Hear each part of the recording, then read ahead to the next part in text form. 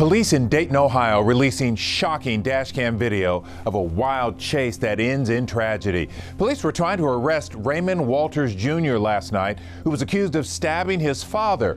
But at one point, Walters jumps into a police car and hits the gas in reverse, speeding backwards along a busy street.